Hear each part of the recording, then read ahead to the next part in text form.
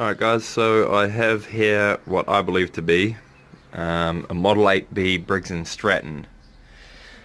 It's been sitting around for a long time. The exhaust port was open, so the valve was stuck, the compression's down, probably needs new rings. I replaced the coil from another Briggs and Stratton motor, bolted it straight on, and that gave a good spark. And I thoroughly cleaned out the carburetor and had to create a new seal for this mixture screw, and I'll set that all up ready for when I bust it down, rebuild it, new rings, get good compression.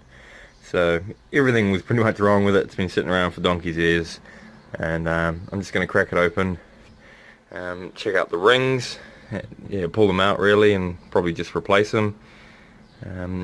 Yeah, so we'll see how we go.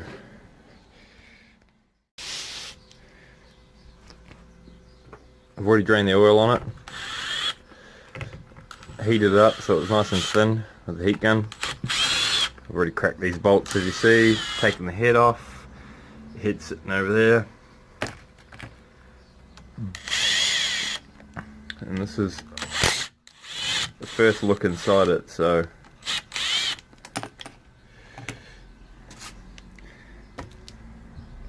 see what she looks like inside. So I find, especially if it hasn't been open in a while, it's quite sealed up, and the best thing to do is either get a dot punch or something, or just a punch and tap these locator bolts out.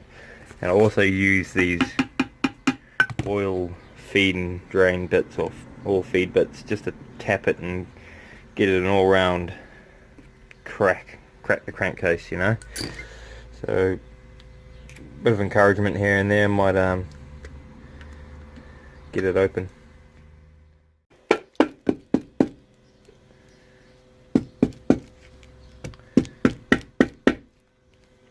Might do this two-handed. Can actually pay to sand that shaft down, because after a bit of corrosion, in this motor's case anyway, once the corrosion builds up around here, it really locks that seal, and when you pull it off, it'll just shred that main crankcase seal. So try and clean it up the best you can, which I'm about to do, and hopefully it should just slide off.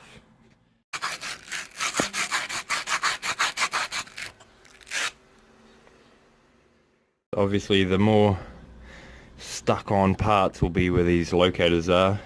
So just carefully prise open, you know, if you're going to lever off anything with a screwdriver, you know, try not to destroy the gasket if you plan on reusing it like I do, because it's an old motor. I don't want to put any money into it really.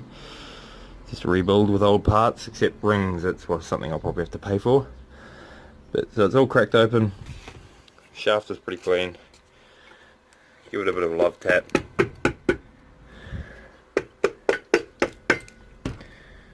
Easier with two hands.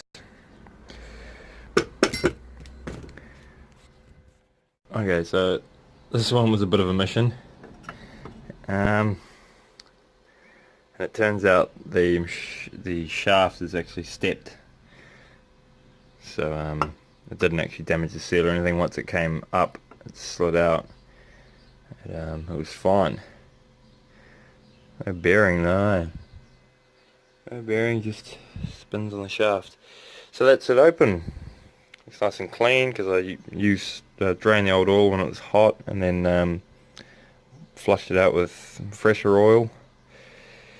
But that was stubborn as hell. As you can see, I had to use this to pry it open, to put load on it while tapping it, pulling it on the bottom at the same time and tapping on the end. I should really have put a nut in there, but I'm not too worried. I can clean that up. But she's open. The gasket's all in one piece, which is handy. It looks brittle as hell, but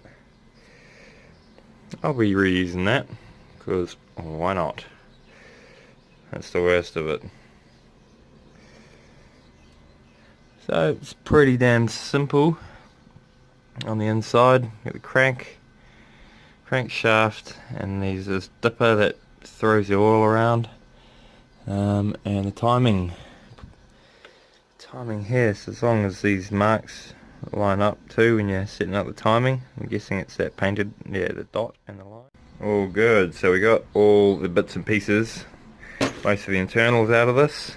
Don't worry about the crankshaft, but pretty much all I had to do was bend those tabs up on the little dipper. Bend the tabs up because they're locked, and then back off those nuts. I actually used a crescent because I didn't have the Imperial 7/16 I think it was.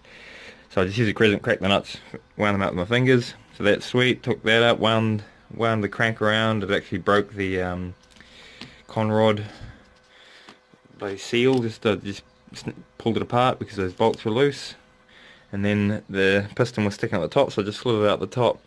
And all the rings pop out, and then you can just awkwardly but carefully just roll the rings out of the piston.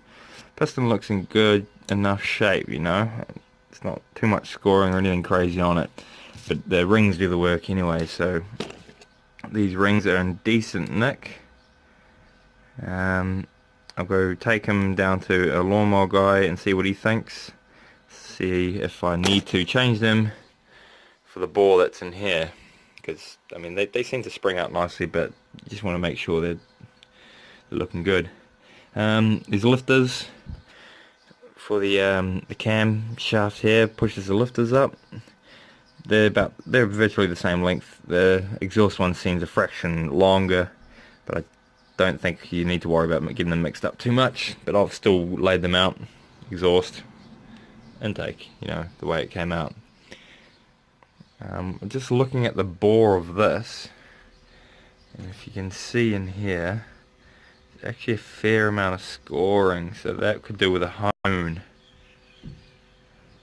So I'll probably do that DIY style with a Brillo attachment from a drill or something. Just hone it out a bit. New rings, that'll give a good seal. So yeah, that's pretty much what I want to do to the lawnmower shop.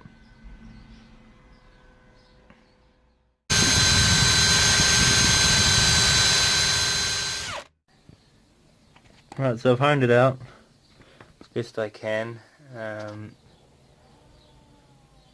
Just using a bit of wet dry sandpaper because this is like an aluminium head. Yeah, it's an aluminium head, so it didn't need a proper honing thing.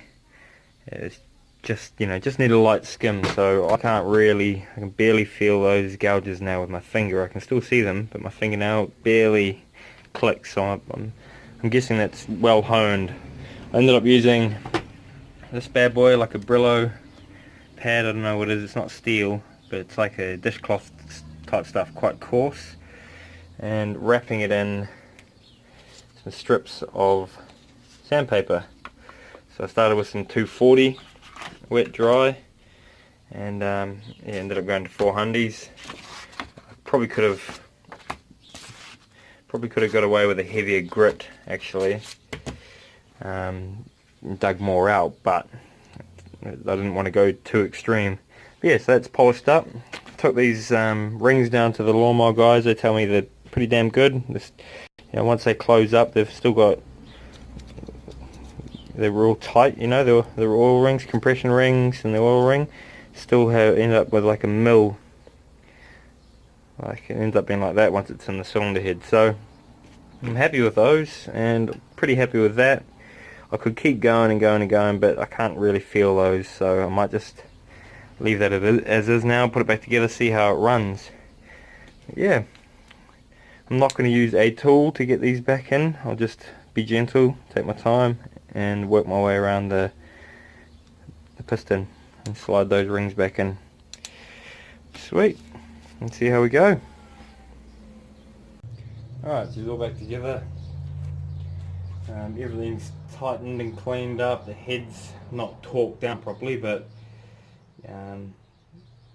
shouldn't matter too much. Everything else is put together properly, oiled up, and we'll just have to see. I've gone for 1.5 turns out on the mixture screw, and it says to go 1/4 to 1/2 a turn out on the idle screw, just the starter.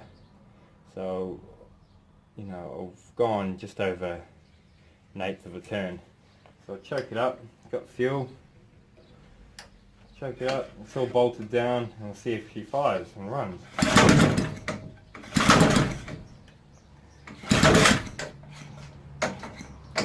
Well, the pull starter's got jammed, I think. The compression definitely feels better. Yeah, that pull starter's come out. I've got it running under its own power, and without me having to feather the throttle or anything. It's not tuned in great, but it's going. And the exhaust is hot as hell. And also there's no kill switch yet. I'll just take the spark plug off when it needs to stop, but